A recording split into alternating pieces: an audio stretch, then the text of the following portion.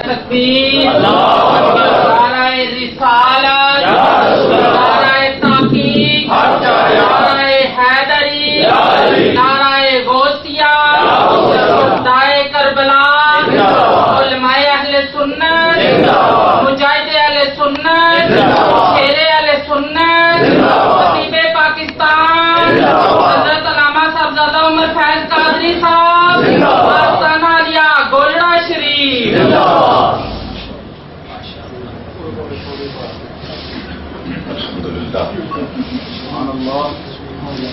الحمد لله الذي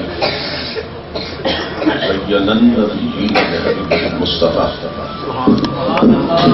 ومن على المؤمنين بنبيه المجتبى الصلاة والسلام على سيدنا ومولانا محمد خير الورى وعلى آله وأصحابه المتأدبين بالتقوى. أما بعد فأعوذ بالله السميع العليم من الشيطان اللعين الرجيم. بسم الله الرحمن الرحيم. والذين جاهدوا فينا لنهدينهم سبلنا. صدق الله مولانا العظيم. ان الله وملائكته يصلون على النبي يا ايها الذين امنوا صلوا عليه وسلموا تسليما.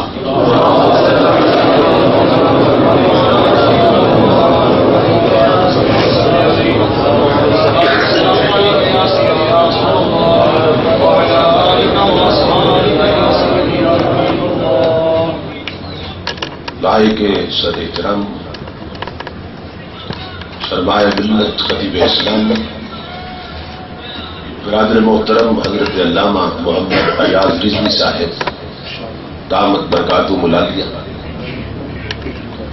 خطیب اسلام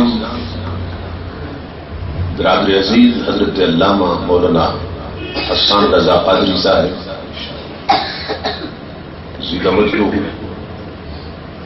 دیگر معزز مشائخ علماء کرام اور محترم حاضرین و سامعین، اللہ رب العزت کا لاکھ لاکھ شکر ہے کہ جس نے اپنی توفیق خاص سے آپ کو اور مجھے اپنی بارگاہ میں حاضری کا شرف عطا کیا اور شہدائے کربلا کی بارگاہ میں گلہائے عقیدت پیش کرنے کی سعادت عطا فرمائی. اس عظیم الشان پروگرام کے انعقاد پر میں آپ تمام حضرات کی خدمت میں بالعموم اور برادران عزیز جناب کیسر سلطانی صاحب اور محترم محمد شاہد سلطانی صاحب اور بزم غوثیہ سلطانیہ کے جملہ کارکنان، سرپرستان اور وابستگان کی خدمت میں بالخصوص دل کی عطا گہرائیوں سے ہدیہ تبریک و تحسین پیش کرتا ہوں. جنہوں نے انتہائی محبت کے ساتھ ان کانفرنسز کا انعقاد کیا اور بہت سے لوگوں کے دین و ایمان کو اور عقیدے کو تحفظ فراہم کیا اور موجودہ دور کے فتنوں سے بہت سے لوگوں کو لوٹنے سے محفوظ کر دیا. اس طرح کے اقدامات دور رس نتائج کے حامل ہوتے ہیں. عوام کو اس کا صحیح طریقے سے ادراک تو نہیں ہوتا، لیکن بہت سے لوگ محفوظ ہو جاتے ہیں. اللہ رب العزت انہیں سلامت رکھے، ان بھائیوں کو لمبی عمر بالخیر عطا فرمائے اور ہم میں سے ہر شخص کو اپنے دین کی نوکری اور چاکری کے لیے قبول کرے. اس سے بہتر خدمت اور نوکری نہیں ہے اگر کسی کو نصیب ہو جائے. تو آج کا پروگرام دین اصل حسین کانفرنس کے عنوان سے قائم کیا گیا ہے. اس کے بے شمار پہلو ہیں. یعنی واقعہ کربلا کو اگر ایک میجر ہیڈ بنایا جائے، مد کلاں کے طور پہ مانا جائے، اس کے ذیل میں بے شمار عنوانات جنم لیتے ہیں. اس کے بعض اسپیکٹ ایسے ہیں کہ جن کا تعلق عقیدے کی اصلاح کے ساتھ ہے، بعض پہلو ایسے ہیں جن کا تعلق عمل کی اصلاح کے ساتھ ہے.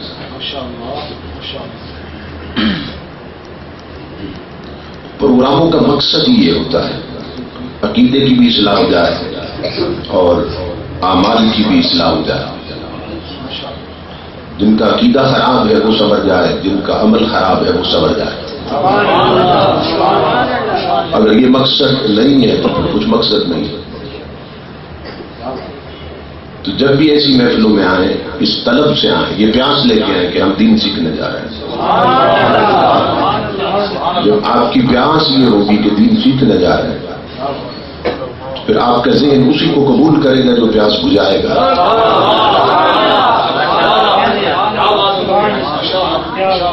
جیسی طلب ہوگی ویسی شے ملے گی تو آپ مانیں گے نا. اس لیے دین سیکھنے کی طلب پیدا کریں. بس جس نے دین سیکھ لیا اس نے امام حسین کی قربانی کا مقصد پا لیا. یہ جو دین است حسین ایک تعبیر ہے کہ حسین دین ہے، اس سے مراد یہ ہے کہ ان کا مشن دین تھا. وہ کسی مقام پر بھی دین سے جدا نہیں ہوئے، وہ دین سے نکلے نہیں، بلکہ جو نکل رہے تھے انہیں دین میں داخل کرنے کے لیے انہوں نے سب کچھ لٹا دیا. اگر اس مقصد اور مشن کو ہم پیش نظر رکھیں تو پھر امام الانبیاء کے غلاموں قربانی صرف کربلا پہ ختم نہیں ہوتی، بلکہ ہر دور میں پھر قربانی کا تسلسل رہتا ہے. یہ جو ہے نا اسلام زندہ ہوتا ہے ہر کربلا کے بعد. ہر دور میں کربلا ہے، ہر دور میں حسین تو نہیں ہوتا مگر حسینی ہوتے ہیں. ہر دور میں یزید بھی نہیں ہوتا مگر یزیدی ہوتے ہیں. ستیزہ کار رہا ہے ازل سے تا امروز، چراغ مصطفی سے شرار بولا بھی. یہ سلسلہ چلتا رہتا ہے. دو کردار ہیں، دو کریکٹرز ہیں جو ہمارے سامنے، ایک حسینی اور ایک یزیدی ہے. اور یہ بات ذہن میں رکھیے کہ قربانی کے بغیر اور ایثار کے بغیر کبھی کوئی شے بچتی نہیں ہے جب تک قربانی نہ دی جائے، جب تک ایثار سے کام نہ لیا جائے. کنویں بھی وہی صاف رہتے ہیں کہ جن کا پانی نکلتا رہتا ہے.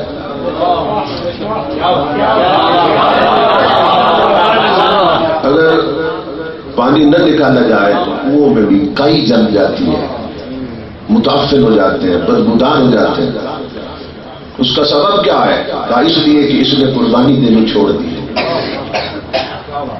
اس کنویں نے انسان چھوڑ دیا ہے، اس نے اپنی ثقافت چھوڑ دی ہے، اس لیے بدبودار ہو گیا.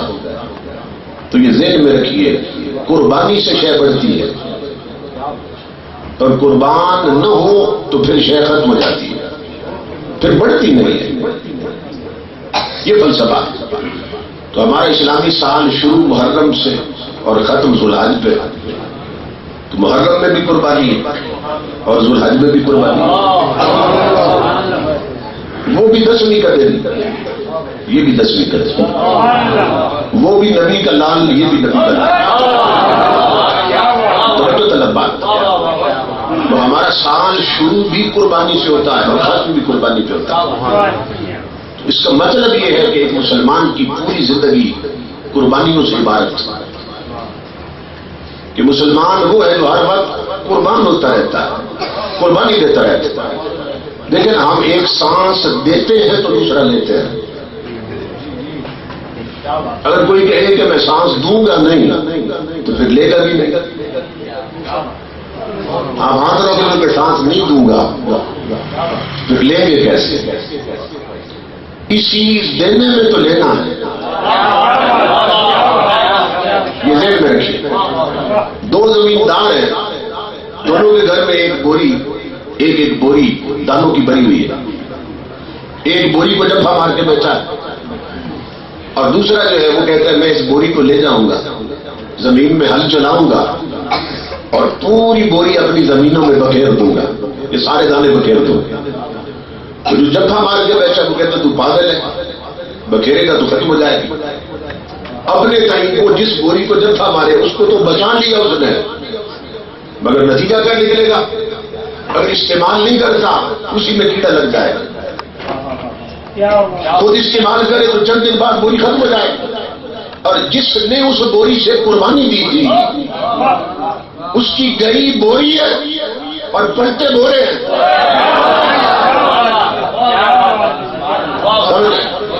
ایک بوری اس نے لٹائی تھی اور بورے بھر کے لایا. کیوں؟ اس لیے کہ قربانی دی ہے. یہ ذہن میں رکھیے. تو یہ اللہ رب العزت نے نظام کائنات ہی ایسا بنا دیا کہ قدرت کا نظام ایسا ہے کہ ہر ادنا افضل پہ قربان ہو رہا ہے. یہ ذہن میں رکھیے. ہر ادنا اپنے سے افضل پہ قربان ہوتا, اور اگر قربان نہ ہو پھر اس کی کوئی حیثیت نہیں بنتی. یہ اللہ رب العزت کا نظام ہے کہ ہر ادنا اعلیٰ پہ قربان ہو رہا ہے, ہر نیچے والا اوپر والے پہ قربان ہو رہا ہے. جو اس سے برتر ہے اس سے اوپر ہے. یہ نظام ایسا. اور اس میں 4 چیزیں علماء نے بیان کی ہیں صرف سمجھانے کے لیے. تفصیل میں لگ جائیں تو لاکھوں چیزیں ہیں, اور سمجھنے کے لیے تو 4 بھی کافی ہے. 4 چیزیں. نمبر 1 نباتات, نمبر 1 جمادات, نمبر 2 نباتات, نمبر 3 حیوانات, نمبر 4 انسان. یہ موٹی موٹی 4 چیزیں. سب سے نچلے درجے میں جمادات ہیں. یہ مٹی, یہ پتھر, یہ ٹیلے, یہ جمادات. اس سے اگلا درجہ ہے نباتات کا. یہ پودے, یہ پھل پھول, یہ نباتات. اس سے اگلا درجہ ہے حیوانات کا. یہ پرندے, یہ جانور, یہ حیوانات. پھر اس سے اگلا درجہ ہے انسان کا. اب اس ترتیب کو پیش نظر رکھیے. تو جو نچلے درجے پہ ہے نا جمادات, وہ نباتات پہ قربان ہو رہے ہیں. مٹی ہے جڑی ہوئی تھی, کتنی پیاری لگ رہی ہے. آپ نے اس کے سینے پہ ہل چلا دی ہے, چیر کے رکھ دیا, اسے پھاڑ کے رکھ دیا. یہ کیوں پھاڑ رہے ہیں اس مٹی کو؟ اتنے ستم مٹی کے ساتھ جانا بھی اسی میں اور اسی کو ستا رہے ہو. کیوں سینہ پھاڑ رہے ہو اس کا ہل کے ساتھ؟ کہتے اس لیے کہ اس سے افضل جو ہے نباتات افضل ہے نا, اس کے لیے جمادات جو اس سے افضل ہے نیچے وہ قربانی دے رہا ہے. کہ جب تک جمادات قربانی نہ دے, یعنی ادنا اپنے سے افضل پہ نہ قربان ہو, افضل موجود نہیں ہوتا, افضل سامنے نہیں آتا, افضل قائم نہیں رہتا. اس لیے مٹی اپنا سینہ چدوا رہی ہے. اب ہل چلاتے ہیں, حیرت کی بات, ہل چلا کے اس کے زخموں میں بیج ڈالتے ہیں, زخموں میں بیج ڈالتے ہیں. اور حیرت کی بات بھی اوپر سہاگا پھیرتے ہیں. اسی کے ٹکڑے پھر اس پر پھاہے بناتے ہیں. وہی مٹی ہے نا, ہل چلایا تھا, مٹی کے ٹکڑے دیے, اسی کے ٹکڑے آپ نے اوپر سہاگا چلایا تو پھاہے بنا دیے, اندر اپنا دانا رکھ دیا. امام الانبیاء کے غلام اس مقام پہ اقبال بولا ہے. اقبال کہتا ہے زمینوں پہ ناز کرنے والے، اپنی جائیداد اور اپنی پلاٹوں پہ ناز کرنے والے، پالتا ہے بیج کو مٹی کی تاریکی میں کون. مجھے تو ہزاروں دانے مٹی میں چھپا دیے تھے، تاریکی میں چھپا دیے. یہ کومپل کس نے نکالی ہے؟ پالتا ہے بیج کو مٹی کی تاریکی میں کون، اور کون دریاؤں کی موجوں سے اٹھاتا ہے سہار. کیا تیری طاقت میں تھا کہ مٹی میں چھپے ہوئے دانے کو تو پھاڑ کے کوپل نکالے؟ اور جب کوپل نکلتی ہے تو کبھی دیکھا ہے کوپل میں مٹی؟ تو میں طلب بات نکلی مٹی سے مگر کوپل پہ مٹی کوئی نہیں. حیرت کی بات، نکلا مٹی سے مگر مٹی کوئی نہیں نظر آتی. مٹی کا رنگ اور ہے، جو نکلا اس کا رنگ اور ہے. امام الانبیاء کے غلام ہو تو مٹی قربان ہو رہی ہے. تو اقبال کہتے ہیں پالتا ہے بیج کو مٹی کی تاریکی میں کون، اور کون دریاؤں کی موجوں سے اٹھاتا ہے سہام. پھر دریا سے بادل کس نے اٹھائے کہ وہ نہ برستے، مٹی قربانی دے رہی. پھر بادل لایا، پورا نظام قدرت حرکت میں ہے. بادل برسے، نمی پیدا ہوئی، اس میں نمو آ گئی، اگنے لگی، وہ اگی. اور پھر یہ ہے کہ اگنے کے بعد جب اس پہ سچا آیا، اقبال کہتے ہیں کون لایا کھینچ کر پچھم سے باتیں سازگار.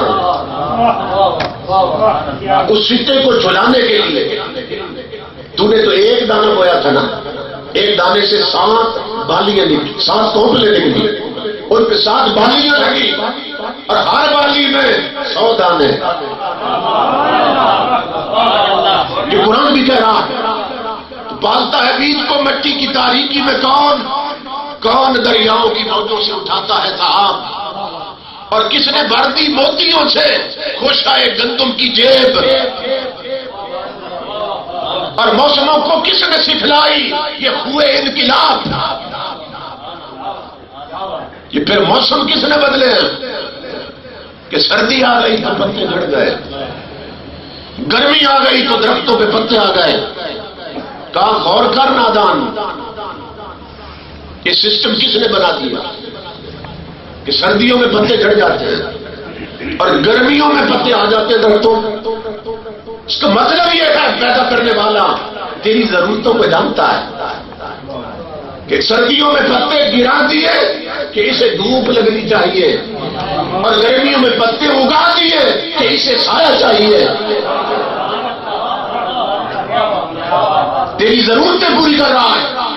کون لایا کھینچ کر پچھم سے باتیں سازگار، اور کس نے سکھلائی موسموں کو، کس نے سکھلائی یہ ہوئے انقلاب، اور کس نے بھر دی موتیوں سے خوشائے گندم کی جیب. اور خاک یہ کس کی ہے، کس کا ہے یہ روئے آفتاب. پھر اس نے سورج کی گرمی سے ان دانوں کو پکایا، ہواؤں سے ان کی نمی ختم کی، زمین سے کوپلیں نکالی. اور ظالم جس نے تیرے لیے اتنا کیا اس نے تو صرف اتنا کہا جب اس کا لقمہ منہ میں ڈالنے لگو تو ڈالنے سے پہلے مجھے یاد کر لینا، صرف میرا نام لے لینا. جس نے تیرے لیے ہوائیں چلائی تھی، بادلوں کے قافلے جاری کیے، زمین پھاڑ کر کوپلیں نکالی، اور تیرے لیے میں نے اتنا کیا، میرے لیے تو نے اتنا ہی کیا کہ لقمے پر بسم اللہ پڑھ لینا، میرا نام لے لے. امام الانبیاء کے غلاموں جمادات نچلے درجے پہ اس کا سینہ کیوں پھاڑا گیا؟ تاکہ اس پہ افضل ہے نا اس کے لیے قربان ہو جائے. کیونکہ یہ سینہ نہ پھڑوائے اور نہ چھلوائے تو پھر کومپل کیسے نکلے؟ جو کومپل نکل گئی، کتنے خوبصورت فصل، اوپر پھول بھی آ گئے، پتے آ گئے، آنکھوں کو کتنا اچھا لگتا ہے، مگر آواز آتی اسے بھی کاٹو، دراتیوں کے ساتھ کاٹنے لگ گئے. اتنی پیاری فصل اسے کاٹ گئے. اور کاٹ کر پھر ٹکڑے کی مشین سے گزار رہے ہو، ٹکڑے ٹکڑے کر رہے ہو. اور تو اتنا پیارا تھا، تجھے کٹنے کی کیا ضرورت؟ کہا دادان مجھ پر بھی تو کوئی قربان ہوا، آپ جو مجھ سے افضل ہے میں اس پہ قربان ہو رہا ہوں. یہ دیکھ لیں، کیونکہ حیوانات نباتات سے افضل ہیں، حیوانات نباتات سے افضل ہیں، تو ہر ادنا افضل پہ قربان ہو. امام الانبیاء کے غلاموں، پھر جانوروں نے نباتات کو کھایا، قربان ہو گئے نا نباتات پہ، حیوانات پہ. تو پھر ہر روز کتنے حیوانات کٹ رہے ہیں، بکریاں بکرے کٹ رہے ہیں، گائے اور بھینسیں کٹ رہی ہیں. اور تم کیوں کٹ رہے ہو؟ ٹکڑے آ رہے ہو. وہ کہتے ہیں قربانیوں کا پیچھے تسلسل دے. جب ہر ادنا افضل پہ کٹ رہا ہے تو جو ہم سے افضل ہے ہم اس پہ لٹ رہے ہیں. حیوانات سے افضل ہے انسان، یہ ہے نا، ادنا افضل پہ قربان ہو رہا ہے. توجہ طلب بات، یہ ہے فلسفہ قربانی کا. توجہ طلب بات یہ ہے کہ حیوانات میں جان نہیں ہوتی، اور انہیں بھی تو اگر چٹکی ہمیں لگائیں تکلیف ہوتی ہے، اسے بھی چٹکی لگاؤ تو تکلیف تو ہوتی ہے. تو پھر کیا سبب ہے؟ ان کی جان لی جا رہی ہے، دونوں جاندار، ایک جاندار کے لیے دوسرے کی جان لی جا رہی ہے. یہ کیا سلسلہ ہے؟ امام الانبیاء کے غلاموں، ایک عرب کا لغتدان گزرا ہے، ابو الغلام مرنی، ابو الغلام مرنی، بہت بڑا لغتدان گزرا ہے. وہ گوشت نہیں کھاتا تھا، اتنی حساس طبیعت تھی. ایک دوست نے نا اسے تیتر بھون کے بھیج دیا، وہ رو پڑا اسے دیکھ کر. اسے بات کر رہا ہے، کہنے لگا کہ کیا سبب ہے؟ تو بھی جاندار اور میں بھی جاندار، میری صرف زبان کے چسکے کے لیے تیری جان لے لی گئی. توجہ طلب بات ہے نا، تھوڑی دیر کی چسکا ہے نا زبان، روز کھا لیا، بھون کے کھا لیا، تھوڑی دیر تک ذائقہ عارض نہیں ہوتا، سزا تو نہیں رکھ. ٹیسٹ بڈ جو ہے وہ زبان پہ، آگے نکلا تو کچھ نہیں پتا. تو وہ رو پڑا، وہ کہتا ہے کیا سبب ہے؟ تو بھی جاندار میں بھی جاندار، اور میری صرف زبان کے چسکے کے لیے تیری جان لے لی گئی، اور جان لے کر پھر بھونا گیا تجھے. اس نے کہا اتنا ظلم؟ اس کی اپنی سوچ تھی، اپنی حساس طبیعت. کہتا ہے میں تجھے زندہ تو نہیں کر سکتا، لیکن اتنا رحم ضرور کر سکتا ہوں کہ میں تجھے نہ کھاؤں. اس کے اس عمل پر علامہ اقبال نے پوری نظم لکھی تھی. قربان جائے کلندر لاہوری بھی کام نہیں بولا. اقبال کہتے ہیں کبھی گوشت نہ کھاتا تھا مرنی، پھل پھول پہ کرتا تھا ہمیشہ گزر اوقات. ایک دوست نے بھونا ہوا تیتر اسے بھیجا، کہنے لگا وہ صاحب غفران و لزومات، یہ دو اس کی کتابیں مادی، یہ دو کتابیں غفران اور لزومات. کہنے لگا ایک دوست نے بھونا ہوا تیتر اسے بھیجا، کہنے لگا وہ صاحب غفران و لزومات، اے برد کے بیچارہ ذرا یہ تو بتا تو. اب بول رہا ہے اس سے کہ تیرا وہ گناہ کیا تھا، یہ ہے جس کی مکافات. افسوس صد افسوس کہ شاہین نہ بنا تو، دیکھے نہ تیری آنکھ نے فطرت کے اشارات. تقدیر کے قاضی کا یہ فتویٰ ہے ازل سے، ہے جرم ضعیفی کی سزا مرگ مفاجات. کہ تقدیر کے قاضی کا قانون ہے، فتویٰ ہے، ہر ادنا افضل پہ قربان ہو جائے. آواز آنے لگی آسمانوں سے، پیچھے دیکھ، وہ انسان پیچھے دیکھ، ہر ادنا افضل پہ قربان ہوا. تو کوئی تجھ سے بھی تو افضل ہے نا. وہ انسان بڑا نہ بن، تجھ سے بھی کوئی بڑا، تجھ سے بھی کوئی افضل ہے. وہ کون؟ وہ تیرا خالق. فرمایا تو بھی اس پر کٹنے کے لیے تیار ہو جا.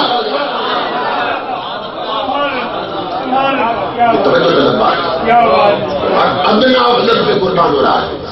اور امام الانبیاء کے غلاموں، یہ قربانی نہ ہو تو کوئی قیمت نہیں بنتی، یہ قربانی نہ ہو تو کوئی قیمت نہیں بنتی. اب دیکھیں نا، جان ہمارے جسم میں، ہر کوئی کہتا ہے میری جان میری جان. تو جب بندہ سوسائڈ کرتا ہے، خودکشی کرتا ہے، تو پھر حرام موت کیوں ہے؟ جب آپ کے جسم میں آپ کی جان ہے، میرے جسم میں میری جان ہے، تو خودکشی کر کے کسی کا نقصان تو نہیں کیا، اپنا نقصان کیا نا، اپنی جان. کسی کو مارا ہو تو عقل میں آتا ہے کہ اس نے جرم کیا، اگلے کی جان لی، کیا حق تھا؟ اب خودکشی کر کے اپنی جان لی ہے، تو مجرم کیوں ہے شریعت کی نظر میں؟ کالا دام سن، اس حقیقت کو مت بھول، بے شک جسم تیرا ہے مگر جان تیری نہیں، جان میرے مصطفیٰ کی ہے.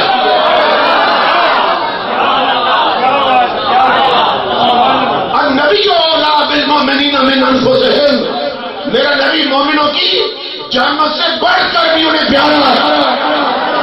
اور دوسرا معنی، مومن اپنی جان کا خود مالک نہیں، میرا رسول مالک ہے.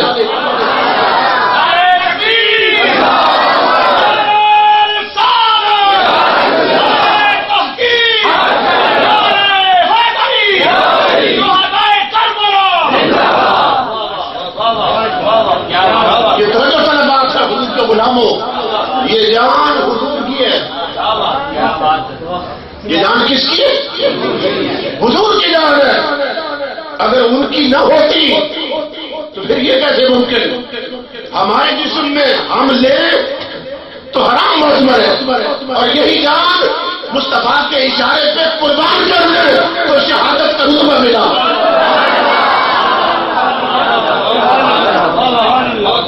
یہی جان حضور پہ کٹا دے تو شہادت کا درجہ، اور خود نے تو حرام کام کیا، شریعت کی نظر میں مجرم. کیوں؟ خود لیں اپنی جان تو کیوں مجرم؟ پر میں جان تیری نہیں، ملکیت ہے رسول کی. تو تو نے جان لی نا، خودکشی کی، تو تو نے میرے رسول کی ملکیت پہ ہاتھ ڈالا ہے، کیونکہ یہ جان میرے مصطفیٰ کی ہے، امام الانبیاء کے غلام. اس لیے پھر یہ جان اگر حضور پہ ہی نہ لٹے تو اس کی قیمت کیا ہے؟ یعنی جس کی ہے یہ جان جس کی ہے جو مالک ہے جان، اگر یہ جان اس پہ قربان نہ ہو تو پھر اس کا مطلب کیا ہے؟ یہ یاد رکھیے، جان کی قیمت ہی تب پڑتی ہے جب یہ حضور پہ لٹ جائے، جب یہ حضور پہ لٹ جائے. ممتاز قادری سے اللہ کی عزت کی قسم، جب سے لٹایا نا رسول پہ، بڑے بڑے محدث، بڑے بڑے مفسر اس طلب میں رہتے ہیں اس دیوانے کی ایک دفعہ زیارت ہو جائے.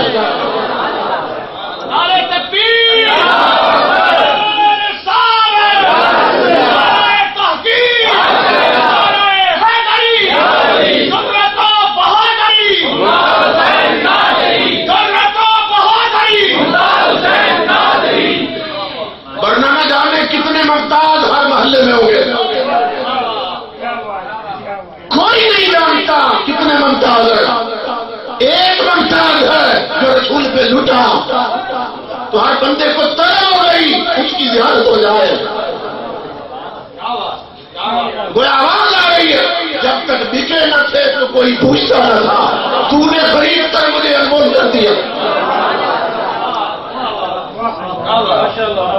امام الانبیاء کے غلاموں، یہ مرید حسین، غازی مرید حسین ہے نا، چکوال کے قریب بلہ کڑیالہ میں ان کے عرس پہ گیا خطاب کے لیے.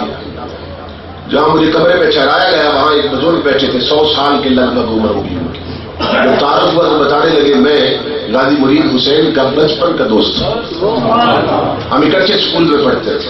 ایک ہی دن میں جا کے سیال شریف کے خلفاء میں سپیر صاحب چاچڑا شریف ان کے مرید ہوئے تھے، بھائی اکٹھے مرید ہوئے تھے. وہ بزرگ مجھے بتانے لگا.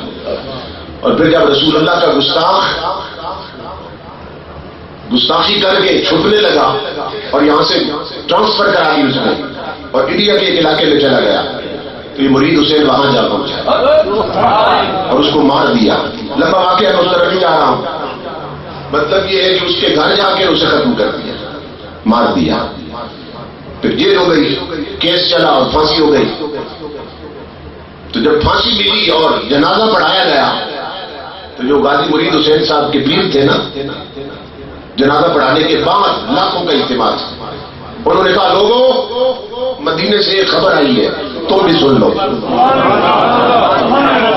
بھی سن لو، مدینے سے ایک خبر آئی ہے، اللہ نے اس رسول کے ناموس پر قربانی کے لیے اتنا اونچا مقام دے دیا، امام الانبیاء فرماتے ہیں اعلان کر دو غازی کی قبر سے لے کر کعبہ شریف تک اس کی سیدھ میں جس کی قبر بنے گی اللہ نے اس کی بخشش کر دینی ہے۔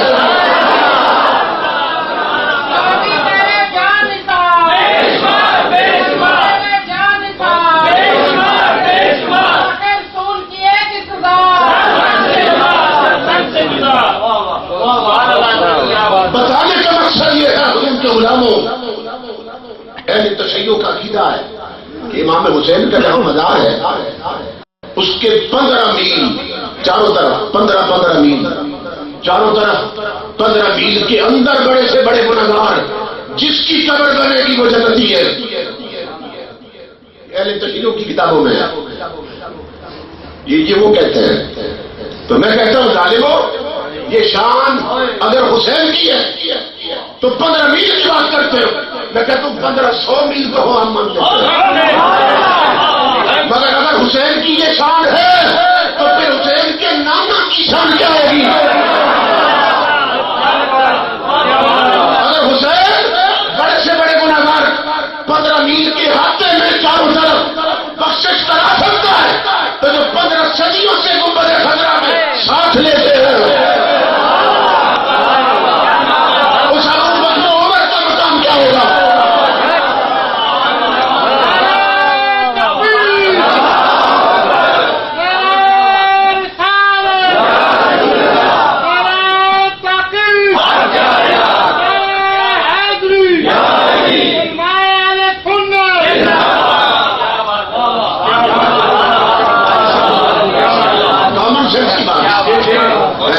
جس کے صدقے میں جس نانا کی وجہ سے حسین کو رتبے ملے اس نانا کا کوئی مقام نہیں۔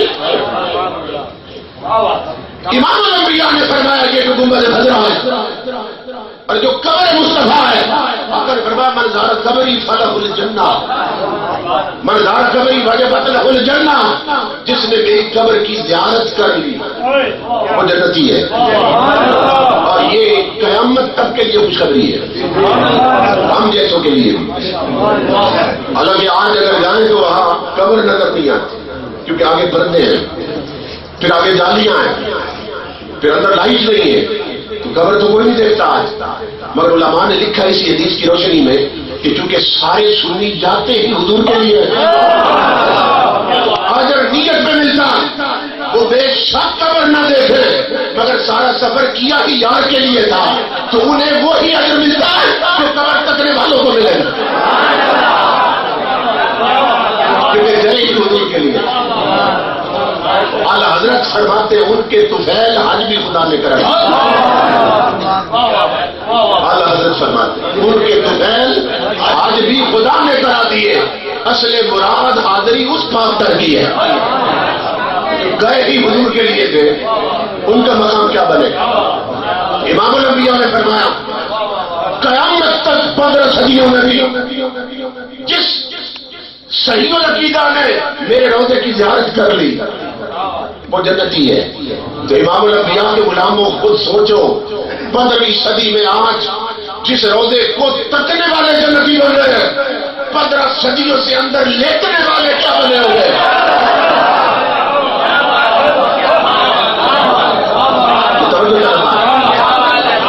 تو 15 صدیوں سے اندر لیتے ہیں وہ کیا بنے ہوئے؟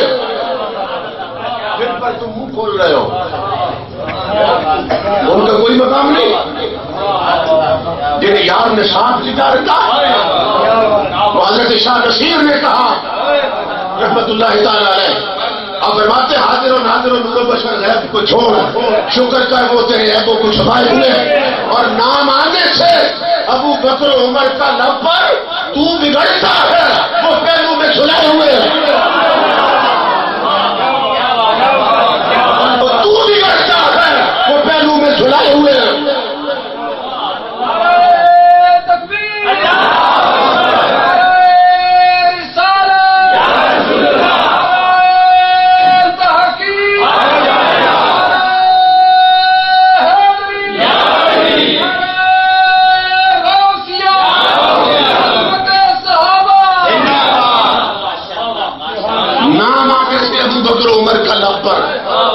بگڑتا وہ پہلو میں سنائے ہوئے ہیں.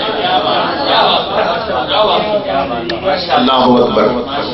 امام الانبیاء کے غلاموں سیدنا علی المرتضیٰ نے ایک تکڑی دی. ایک تکڑی صحابہ نے دی, ایک علی المرتضیٰ نے. صحابہ نے کیا تکڑی دی کہ اگر دیکھنا چاہو منافق کون ہے, منافق کون ہے, تو صحابہ کہتے ہیں کہ اس کی تکڑی ہے کننا نعرف المنافقین ببغضهم علیہ, کہ کسی کے سامنے حضرت علی کا ذکر کرو, ان کی شانیں بیان کرو, سن کے جل جائے تو سمجھو منافق اور مچل جائے تو سمجھو مومن. یہ تکڑی صحابہ نے دی کس کے لیے؟ منافق تولنے کے لیے. اب ایک تکڑی حضرت علی نے دی کس کے لیے؟ کافر تولنے کے لیے.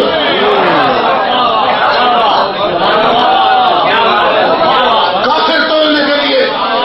ماتھے میں تو نہیں لکھا کہ یہ کافر ہے, یہ تو اندر کا کفر ہے. علی المرتضیٰ فرماتے ہیں میں ایک تکڑی میں دیتا ہوں, بتائیے مولا کائنات کافر کی تکڑی کیا؟ ورنہ قیامت تک کے لیے یہ تکڑی ہے, اس پہ تول لینا. کیا حب ابی بکر و عمر, حب ابی بکر و عمر ایمان ببغضہما کفر. کسی کے سامنے ابو بکر و عمر کی شان بیان کرو, سن کے جل جائے سمجھو کافر ہے, نہ جل جائے سمجھو مومن ہے.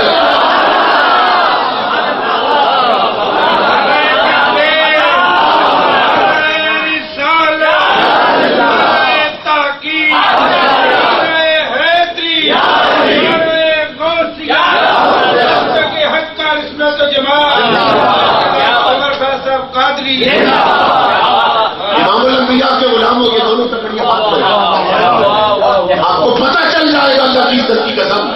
آپ کے محلے میں منافق کتنے ہیں اور کافر کتنے ہیں.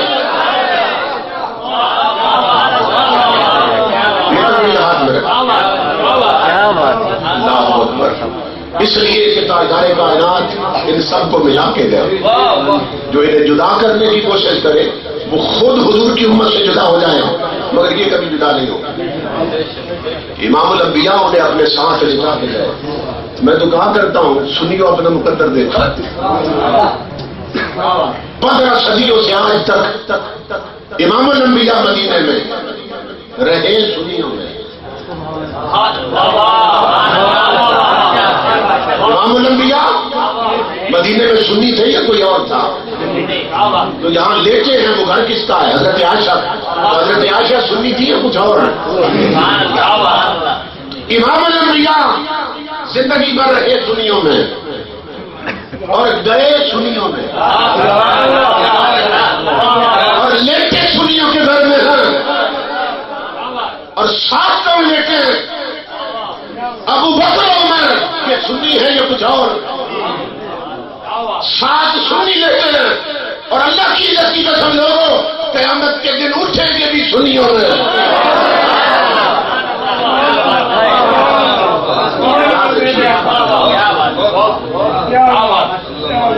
مدینے میں رہے سنیوں میں. اور یہاں ایک اور بات آپ کو کروں, امام حسین جب کربلا میں شہید ہوئے کتنی عمر کے تھے؟ 56 برس. 50 اور 6 56 برس کے تھے. 10 دن رہے کن کے پاس؟ شیعوں کے پاس. کیوں؟ خود شیعوں کی کتابوں میں کہ بلایا ہی امام حسین کو شیعوں نے. فاجتمعت الشیعۃ فکتبوا الیہ, تمہاری کتاب سے میں دکھاتا ہوں 18,000 خط شیعوں نے لکھے تھے اور بلایا ہی شیعوں نے. اور خود شیعوں کی کتاب میں ہے حضرت امام حسین جب گر گئے آپ نے فرمایا قد خذلتنا شیعتنا, ہمارے بعد وقت شیعوں نے ہمیں مروایا ہے, انہوں نے فرق کی ہمارے ساتھ. بتا رہا ہوں 56 برس کے تھے حسین جب کٹے کربلا میں. گئے کہاں سے تھے؟ مدینے سے. تو مدینے میں سب سنی رہتے تھے اور کربلا میں سارے شیعہ کے سامنے. یہ توجہ کرے بات حضور کے غلاموں. اور 56 برس تک فاطمہ کا لال سنیوں میں رہا مدینے میں, پاؤں میں کانٹا بھی نہیں لگنے دیا. بس دن شیعوں میں رہا. حسین تو حسین, اس کے بچے بھی کاٹ دیے.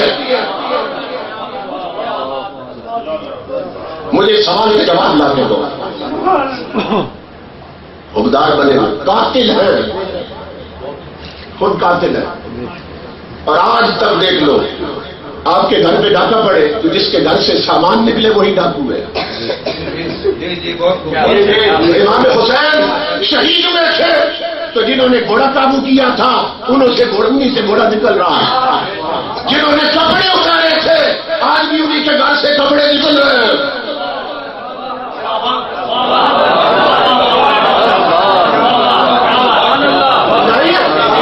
تو چوری کا سامان چوروں کے گھر سے نکل رہا ہے. قدرت کی سزا دیکھیے، قدرت کی سزا دیکھیے. فرمایا اپنے ہی ہاتھوں سے اپنے چہرے پیٹو، چھاتیاں پیٹو، منہ پیٹو، کہ نہ تو تھانے میں رپورٹ کروا سکو کس نے مارا ہے، نہ FIR درج کرا سکو کس نے مارا ہے. اپنے ہی ہاتھ، اپنے ہی منہ، اپنی چھاتیاں پیٹی جا رہی. میں نے سوال کیا کہ کیوں پیٹتے ہو؟ کہتے امام حسین کو زخم لگے تھے تو ہم بھی زخمی ہوتے ہیں. تو میں یہ سوال کر رہا ہوں کہ زخم تو لگے تھے، امام حسین نے اپنے آپ کو خود لگائے تھے یا دوسروں نے لگائے تھے؟ یزیدیوں نے لگائے تھے. زخم یزیدیوں نے لگائے تھے. تو یہ عجیب بات ہے، ان کے اپنے ہاتھ یزید کے ہیں اور سینہ حسین کا ہے. یعنی اپنے ہی ہاتھ یزیدی بنائے ہوئے اور اپنا ہی سینہ حسینی بنایا ہوا. یہ توجہ طلب بات. پیٹ رہے، رو رہے، ماتم کر رہے. مجھے جنگ میں سوال کیا گیا اور یہاں بھی ہو سکتا ہے دن بھٹکائے جائیں کہ دیکھو جی اتنا زخم کرتے ہیں اپنے آپ کو، پھر زخم ٹھیک کیوں ہو جاتے ہیں؟ یہ کہتے ہیں سنیو، سادہ بولے سنیو، پھر زخم ٹھیک کیوں ہو جاتے ہیں؟ یہ ہماری عبادت ہے، اللہ کو یہ پسند ہے، اس لیے پھر زخم ٹھیک ہو جاتے ہیں. رکا بھیج دیا انہوں نے میری طرف. میں نے کہا بالکل ٹھیک کہہ رہے ہو کہ زخم تمہارے بڑھ جاتے ہیں، اس بات تک تو میں اتفاق کرتا ہوں. لیکن آؤ بتاؤ زخم کیوں بڑھتے ہیں؟ قرآن میں اللہ نے اس کا جواب دیا. اللہ فرماتا ہے جہنمیوں کو جب جہنم میں جلائیں گے، جب کھال جل جائے گی نا، بدلنا جلودہم، ہم پھر کھال لے آئیں گے تاکہ پھر جلایا جا سکے.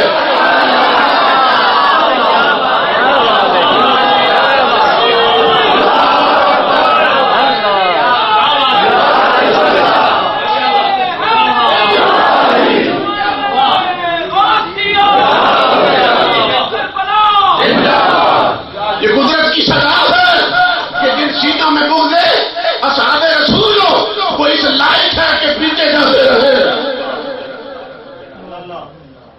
اللہ فرماتا ہے ہم پھر کھان لے آئیں گے تاکہ پھر سزا دی جا سکے. ایک سال کے زخم ٹھیک نہ ہو اگلے سال پیٹو گے کیسے؟ یہ تو قدرت خدائی سزا ہے جو دی جا رہی ہے. امام الانبیاء کے غلام ہو. اور پھر توجہ طلب بات یہ ہے 10ویں تک پیٹتے ہیں. آپ کے محلے میں بھی آپ نے دیکھا 10ویں تک پیٹتے ہیں، اس کے بعد پھر بچے ہو جاتے ہیں، اس کے بعد چھوڑ ختم. تو ان ظالموں سے یہ پوچھو 10ویں تک تو امام زندہ تھے،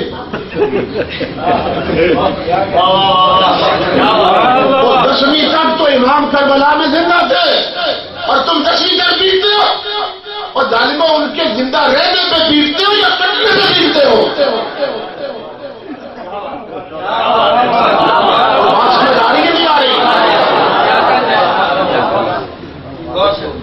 تو امام الانبیاء کے غلام ہو، انہوں نے ہی بلائے تھے اور انہوں نے ہی شہید کیے. اور جب میدان کربلا میں امام حسین نے تقریر کی تھی، یزیدیوں کے سامنے جب تقریر کی تھی نا، تو پہلے یہ فرمایا تھا جب گرے تھے قد خذلتنا شیعتنا، ہمارے شیعوں نے ہمیں مروایا. اب امام حسین یزیدیوں سے جب تقریر کر رہے ہیں تو سنو ان کے سامنے اللہ کی عزت کی قسم سنیوں کا ذکر کیا. فرمایا یزیدیوں تمہیں کیا خبر میں کون ہوں؟ تمہاری تلواریں پیاس ہوئی ہیں میرا خون پینے کے لیے. فرمایا میں وہ ہوں اور اس بھائی کا بھائی ہوں کہ جس کے بارے میں نانا جان نے فرمایا. یہ کربلا میں امام کی تقریر کا ٹکڑا پیش کر رہا ہوں. فرمایا میں وہ ہوں اور اس کا بھائی ہوں جس کے بارے میں نانا جان نے فرمایا الحسن والحسین سیدہ شباب اہل جنہ وقرۃ عین اہل سنہ. فرمایا میں اس اثر کا بھائی ہوں جس کے بارے میں مصطفیٰ نے فرمایا اے حسن حسین تم جنتی جوانوں کے سردار بھی ہو اور سنیوں کی آنکھوں کی ٹھنڈک بھی ہو.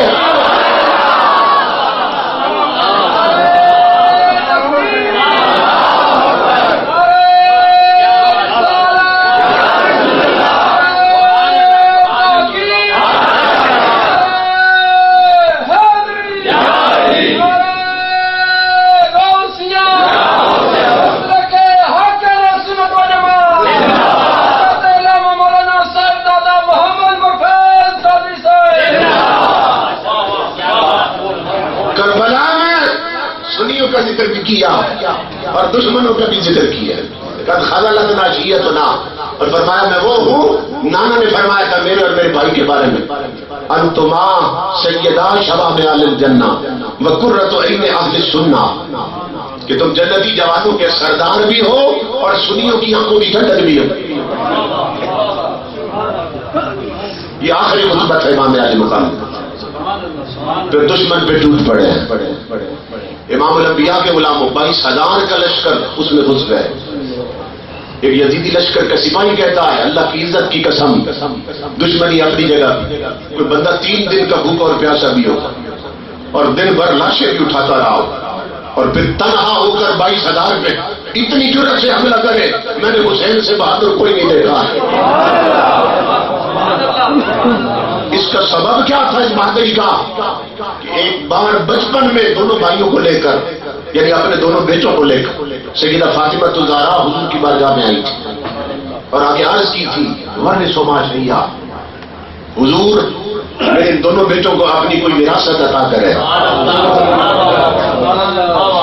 وراثت عطا کرے کیا اپنی کوئی صفتیں عطا کر دیں.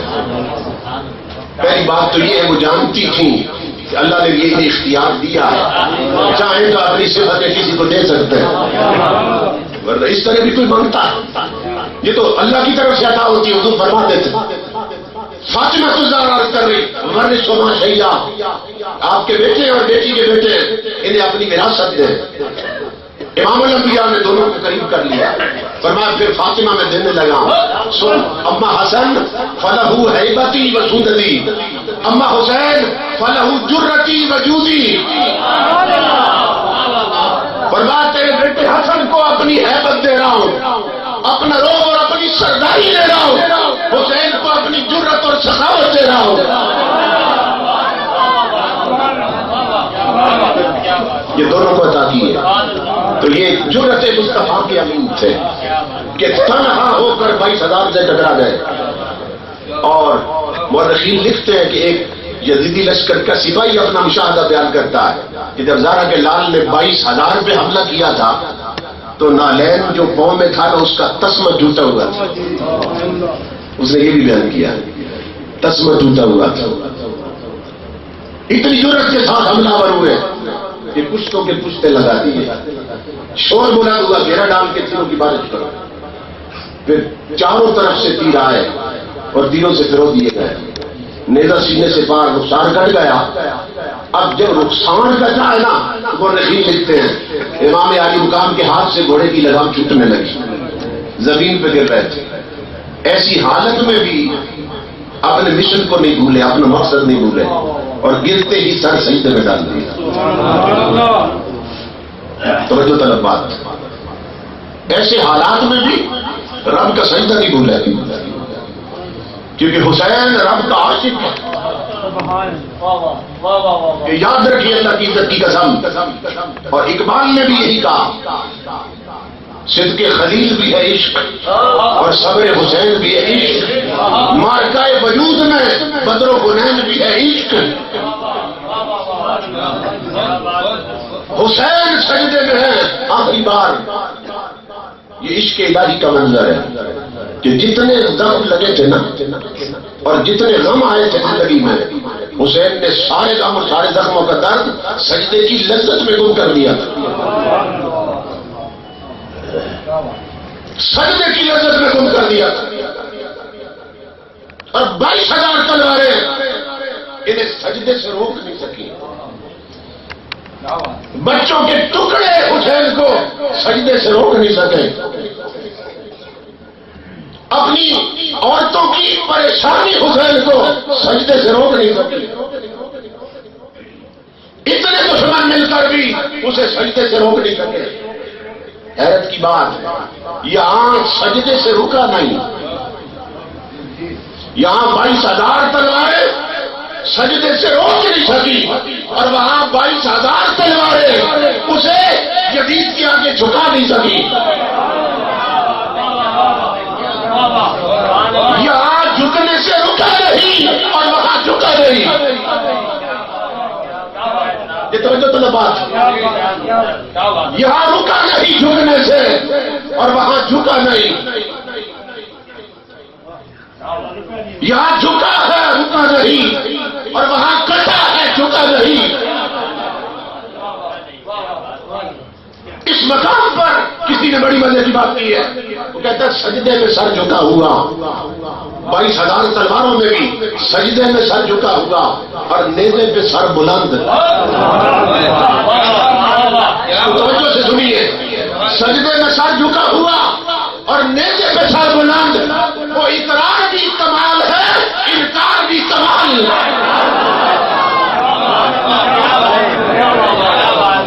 یہ ہے مقام حسین.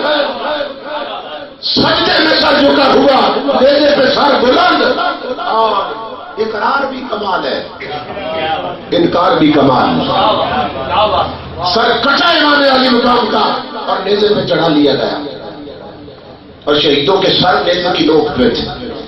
جلوس جا رہا تھا، سنان بن انس کہہ رہا تھا، خولی کہہ رہا تھا، یزیدی لشکر کے سپاہی کہہ رہے آئے حسین بیعت کر لیتا تو گھر نہ لٹتا. شمر کہتا تھا ہائے حسین بیعت کر لیتا تو بچے دبا نہ ہوتے. یزیدی کہہ رہے تھے ہائے حسین بیعت کر لیتا تو گھر برباد ہو. مگر زینب کہتی تھی واہ حسین بیعت نہ کر کے خدا بھی بنا لیا، مصطفیٰ بھی بنا لیا. یزیدی کہتے تھے ہائے حسین، زینب کہتی تھی واہ حسین، عابد کہتا تھا واہ حسین، مکے سے آواز آئی واہ حسین، مدینہ جھومنے لگا واہ حسین. اللہ نے کہا آسمان کے فرشتوں اور جنت کی حوروں دریچے اٹھا تم بھی واہ حسین کرو تاکہ دنیا کو پتہ چل جائے آئے والے یزیدی ہیں، واہ والے حسینی ہیں.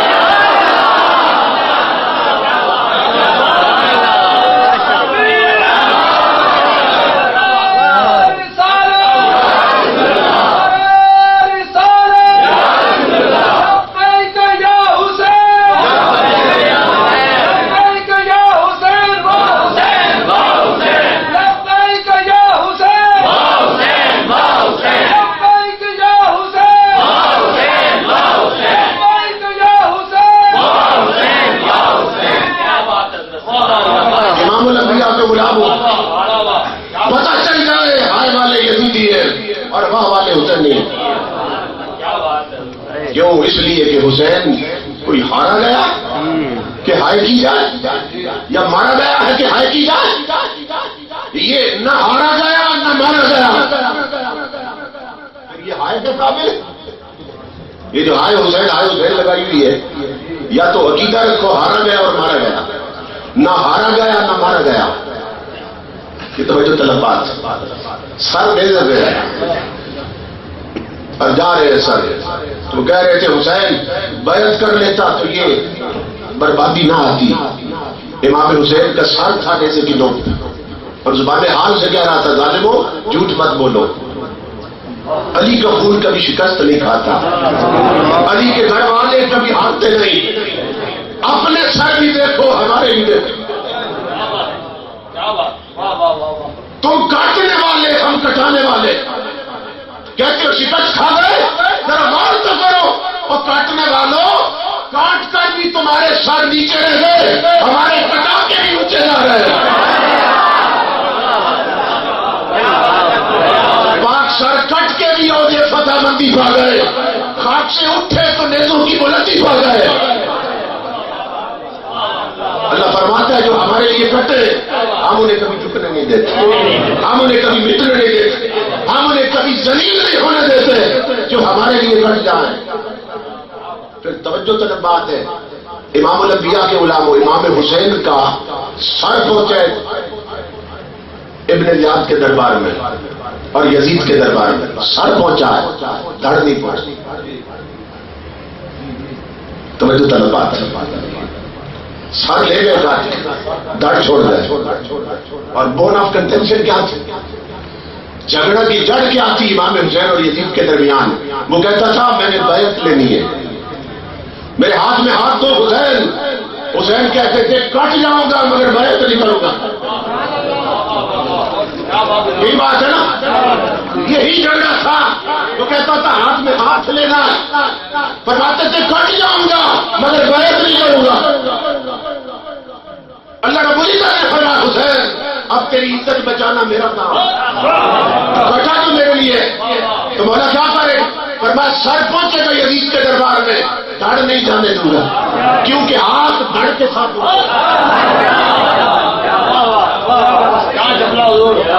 ہاتھ دھڑ کے ساتھ پہنچے۔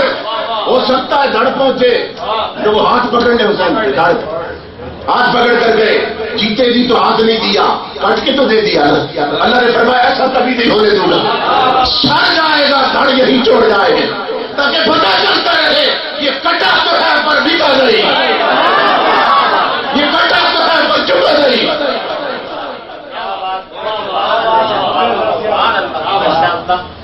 کالج لائف میں اسی مقام پر میں نے کہا تھا، گارڈن کالج میں پڑھتا تھا اس وقت، میں نے کہا تھا کہ وہ حسین جس نے نماز میں کڑی سنتوں کو بڑھا دیا۔ امام الانبیاء تو رحمت للعالمین ہے، ان کی سنتیں تو آسان ہے نماز میں، تو کچھ سنتیں حسین بھی جاری کر گئے، مگر حسین مجاہد ہے تو سنتیں بھی بڑی کڑی ہے، مشکل سنتیں جاری کر گئے۔ آخر جو ہوا وہ حسین جس نے نماز میں کڑی سنتوں کو بڑھا دیا۔ اب سنتیں کیا بڑھائی؟ کبھی تیر کھا کے رکوع کیا، کبھی سر کا سجدہ کٹا دیا۔ یہ رکوع میں تیر کھانا بھی حسین کی سنت اور سجدے میں سر کٹانا بھی حسین کی سنت۔ کتنی مشکل سنت ہے۔ وہ حسین جس نے نماز میں کڑی سنتوں کو بڑھا دیا، کبھی تیر کھا کے رکوع کیا، کبھی سر میں سجدہ کٹا دیا۔ وہ قدم بڑھا کے رکا نہیں، وہ یزیدیت کو جھکا نہیں، وہ کٹا تو ہے پپیتا نہیں، کیا عظیم در سے وفا دیا۔ وہ قدم بڑھا کے رکا نہیں، وہ یزیدیت کو جھکا نہیں، وہ کٹا تو ہے پپیتا نہیں، کیا عظیم در سے وفا دیا۔ اور وہ الجھ گیا تھا سنان سے، وہ پھرا نہ اپنی زبان سے۔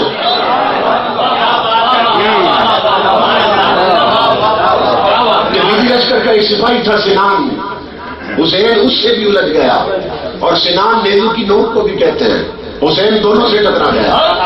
وہ الجھ گیا تھا سنان سے، پر پھرا نہ اپنی زبان سے، اسے یوں لگن تھی قرآن سے کہ بنو کے نیزہ سنا دیا۔ یہ امام علی مقام پیغام دے رہے ہیں، حالات جیسے بھی مشکل بن جائے لوگوں ایک سجدہ نہ چھوڑنا، دوسرا تلاوت قرآن نہ چھوڑنا۔ ایسے جڑ جاؤ نماز سجدے اور قرآن کے ساتھ کہ جیسے بھی حالات بن جائیں، بچے بھانجے بھتیجے ان کی لاشیں اور ٹکڑے کیوں نہ پڑے ہو، اور 22,000 تلواریں سر پہ کیوں نہ منڈلا رہی ہو، ایک رب کا سجدہ نہ چھوڑنا، ایک قرآن کی تلاوت نہ چھوڑنا۔ اور افسوس یہ دونوں چیزیں ہم نے چھوڑ دی۔ یزید چاہتا تھا مسجدیں اجڑ جائیں، حسین چاہتے تھے مسجدیں بھری رہیں۔ تو بتائیے نماز کے وقت اجڑی ہے یا بھری ہے؟ محلے کی آبادی دیکھی اور مسجدوں کی نمازی دیکھی، اجڑی ہوئی ہے نا۔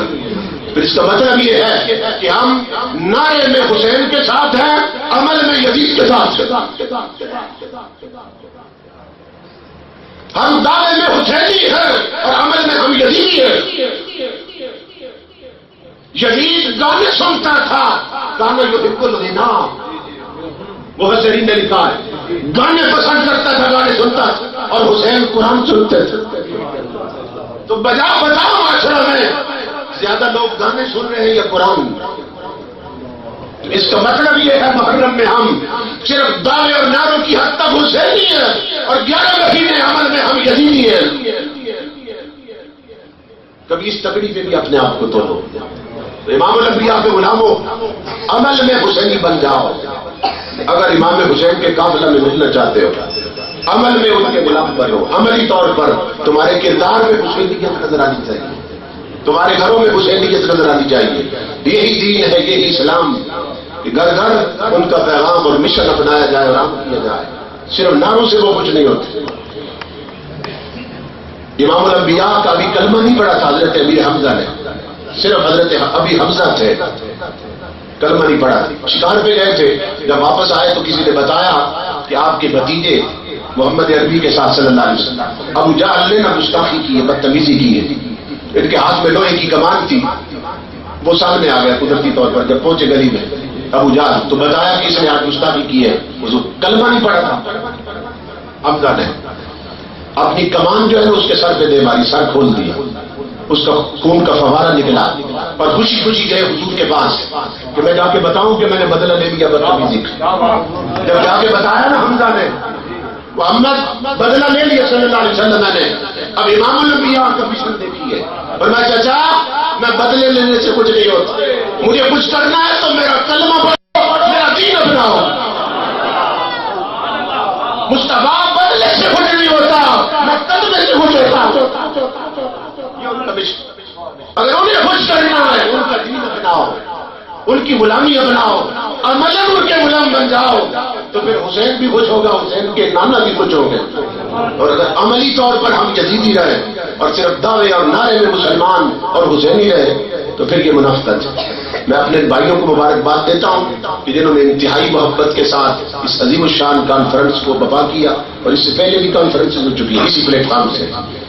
بزم غوثیہ سلطانیہ کا پلیٹ فارم جس کی سرپرستی فرما رہے ہیں جگر گوشہ سلطان العارفین حضرت قبلہ پیر ندیم صاحبزادہ محمد ندیم سلطان قادری صاحب. اللہ پاک انہیں صحت و سلامتی سے نوازے اور یہ مشن اسی طرح کام کرتا رہے اور ہم سب کی حاضری کو شرف قبولیت عطا فرمائے. وما علینا الا البلاغ.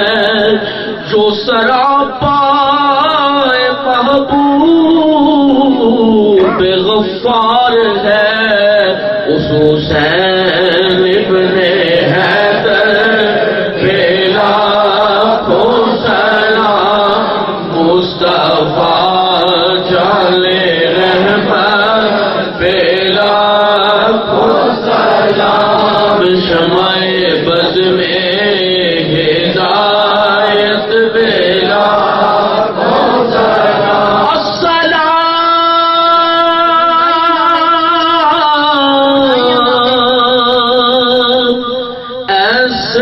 سید و سردار ماں السلام ہے مالک و مختار ماں یا الہی صدقہ آل رسول یہ سلام ایک اعلان سماعت فرما لیں 12 دسمبر بروز بدھ بعد از نماز شام جامع مسجد اللہ والی ٹالی پوری چوک میں ایک عظیم الشان شہداء کربلا کی یاد میں محفل پاک ہو رہی ہے، جس میں خصوصی خطاب کوکب اہل سنت حضرت علامہ قاری عزیز الدین کوکب صاحب آپ کا خصوصی خطاب ہوگا۔ تمامی حضرات شرکت فرما کر ثواب دارین حاصل کرے۔ ابھی انشاءاللہ علامہ صاحب دعا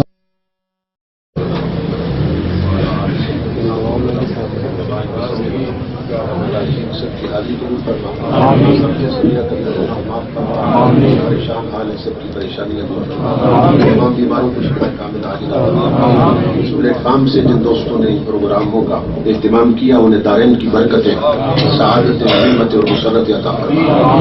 پروگرام میں جو دوست بزرگ دور سے قریب سے تشریف لائے سب کو قدم قدم پہ اجر عظیم عطا فرما، سب کی نیک حاجات پوری فرما۔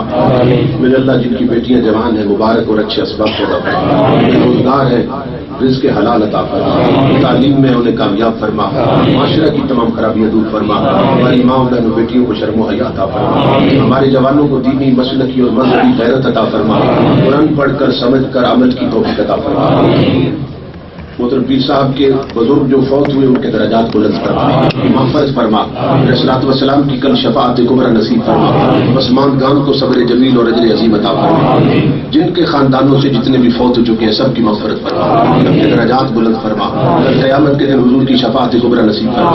میرے اللہ تو دلوں کے راز جانتا ہے، عظمت شہدائے کربلا کے تصدق میں سب کی حاجتیں پوری فرما، جو بیمار ہیں شفا عطا فرما، دکھی ہیں دکھ دور فرما، ہمارے ملک کو استحکام عطا فرما، اندرونی بیرونی تمام دشمنوں سے محفوظ فرما، اسلام دشمن طاقتوں کو نیست و نابود فرما، ہماری پیشانیوں کو لذت سجدہ عطا فرما، ہمیں ذوق بندگی عطا فرما، دین سمجھ کر اس پہ عمل پیرا ہونے کی توفیق عطا فرما۔ صلی اللہ تعالی علی حبیبہ سیدنا و مولانا محمد و آلہ و صحبہ۔